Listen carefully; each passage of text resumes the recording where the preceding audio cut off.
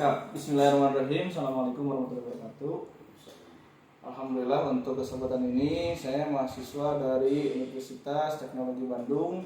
Kebetulan saya sekarang bersama salah satu tokoh masyarakat bisa dibilang itu, dan ini adalah ahlinya dalam bidang untuk pertanahan khususnya di Desa Tegaluar. Mungkin bisa dikenalkan dulu, Pak.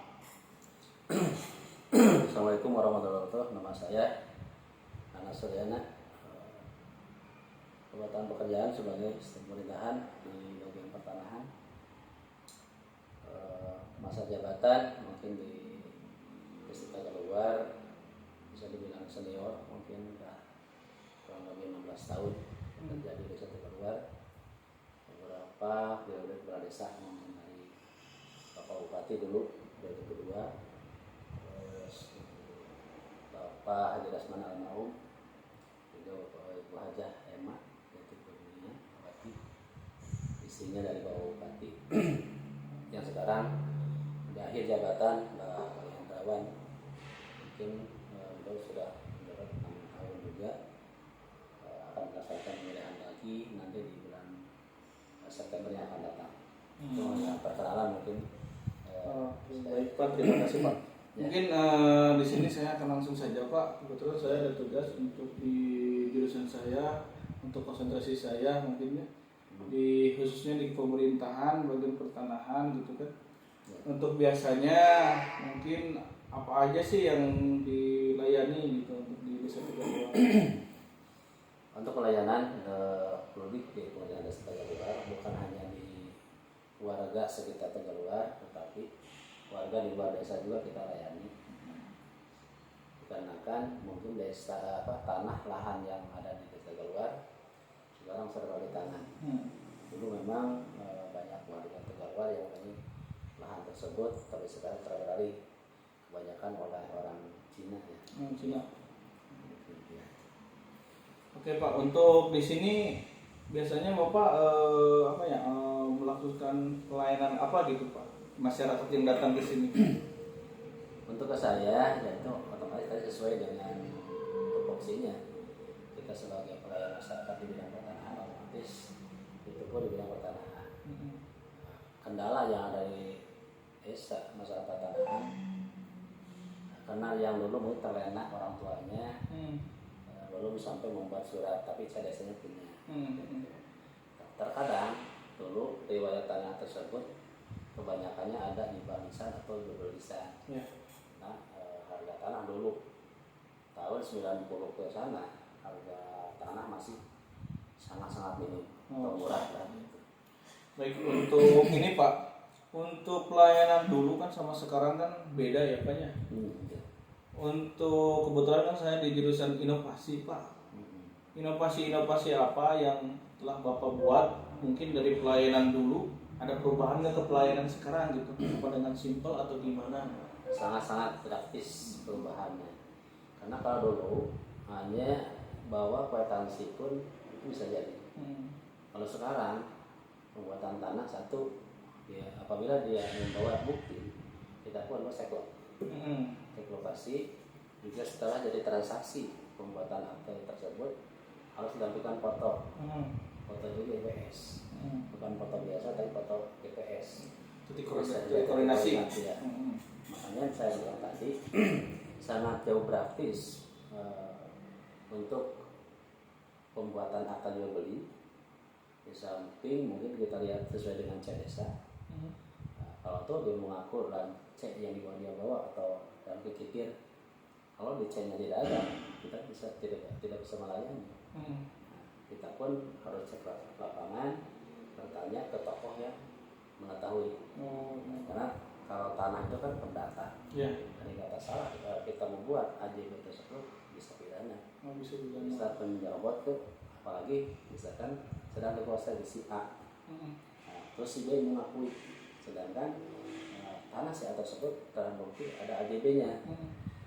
Walaupun mungkin yang karena dulu terlena sampaikan punya lahan, dibiarkan saja diisi sama orang lain.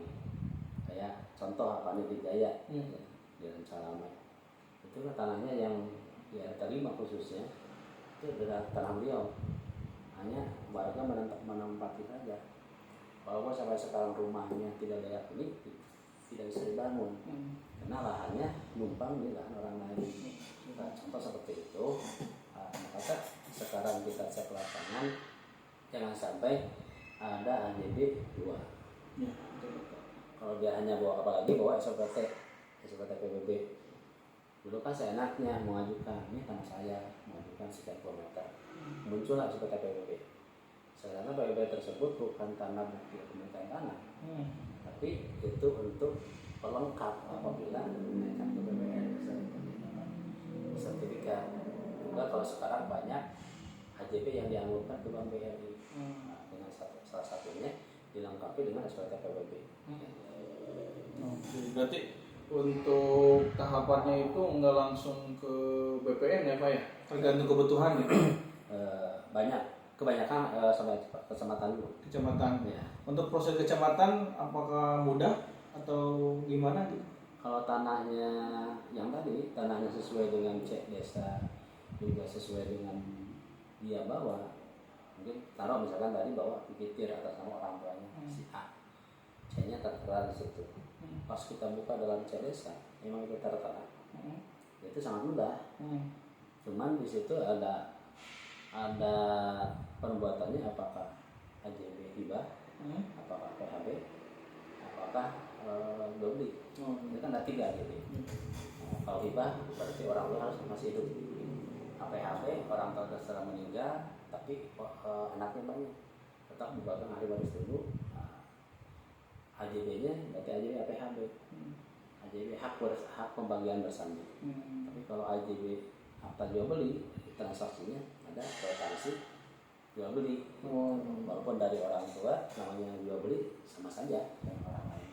Kalau untuk proses ke BPN gimana? Kalau BPN kita buat harapan. Situ ada riwayat tanah. Kalau riwayat tanah tersebut sampai kalau misalkan dalam C desanya ada peralihan dari C2932 misalkan pindah ke 31 sekian. Nah, C2 tersebut harus ditampilkan. Yang 2931-nya ada, yang 31 sekiannya ada. Jadi C-nya dalam riwayat tanah tadi peralihan seperti apa? Apakah jual beli, apakah hibah, bahkan AJB PHB sesuai dengan yang pegang dia. Kalau misalnya AJB jual beli, berarti riwayatnya jual beli. Warisan kebanyakan kalau dulu kan dalam riwayat tanah dari mulai misalkan dari 1960 dikuasai oleh siapa, berarti pemegang C yang awal dengan luas tanah tersebut berapa.